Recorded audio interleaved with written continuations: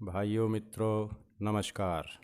भाइयों मित्रों, हम लोग जब कोई मुसीबत कोई समस्या हमारे ऊपर आती है तो हम बड़ी आसानी से सभी दोषों को परमात्मा के ऊपर डाल देते हैं कि ईश्वर ऐसा कर रहा है। अपनी कभी गलती, अपने कर्म की चूक, अपने गैर मर्यादित आचरण को या गलत कार्यों को कभी महसूस नहीं करते और बोल देते हैं कि परमात्मा ऐसा कर रहा है, जबकि परमात्मा ऐसा नहीं करता। तो इसलिए आज हम इस विषय में ही कुछ बताना चाहते हैं। मनुष्य को ईश्वर की याद सिर्फ दुख में ही आती है, सुख में नहीं। और वैसे भी मनुष्य संसार के क्रियाकलापों एवं विषयों भोगों में इतना खो जाता है कि ईश्वर की ओर उसका ध्यान जाता ही नहीं।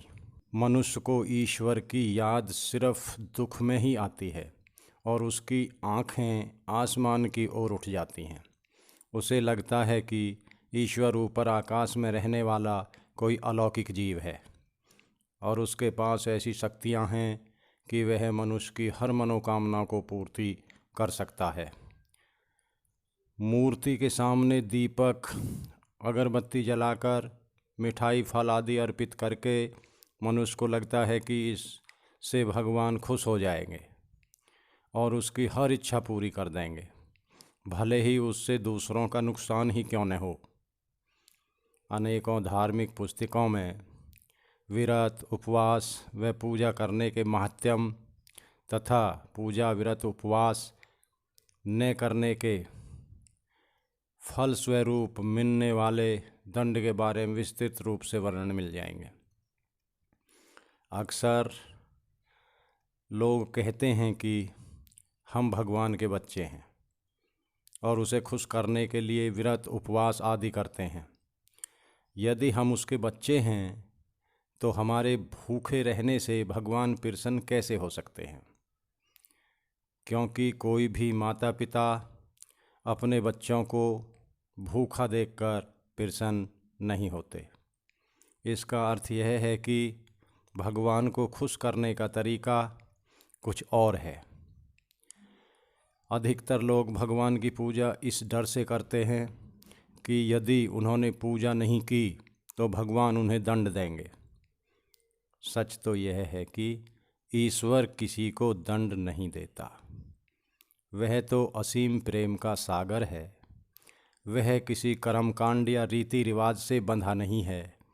सुख या दुख तो हमारे किए गए अपने ही कर्मों का फल है, जो ईश्वर की निश्चित न्याय व्यवस्था से भोगना पड़ता है।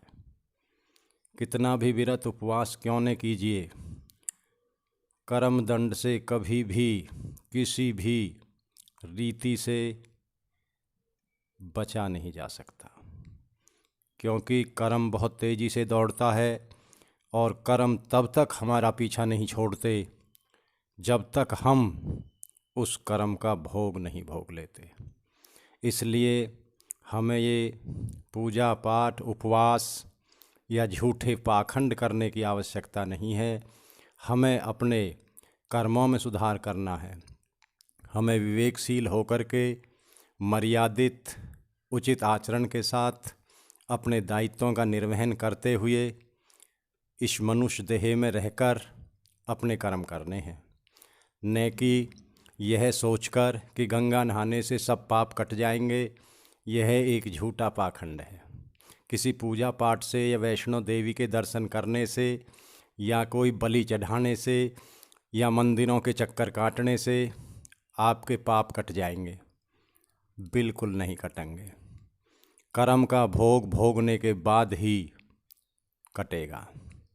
इसलिए प्रत्येक व्यक्ति को अपने दायित्वों का निर्वहन बड़ी ईमानदारी और वफादारी से करना चाहिए और सुख पाने के लिए पवित्र आचरण के साथ शुद्ध भावना से कर्म करने चाहिए, क्योंकि कर्म का ही भोग मनुष्य भोगता है। परमात्मा कभी किसी को कोई दंड नहीं देता।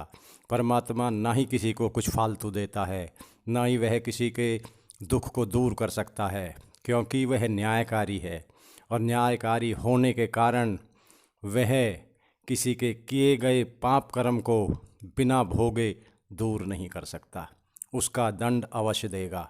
अगर आपने शुद्ध कर्म किए हैं, पुण्य कर्म किए हैं, तो आपको पुण्य का फल कोई नहीं रोक सकता, अवश्य मिलेगा।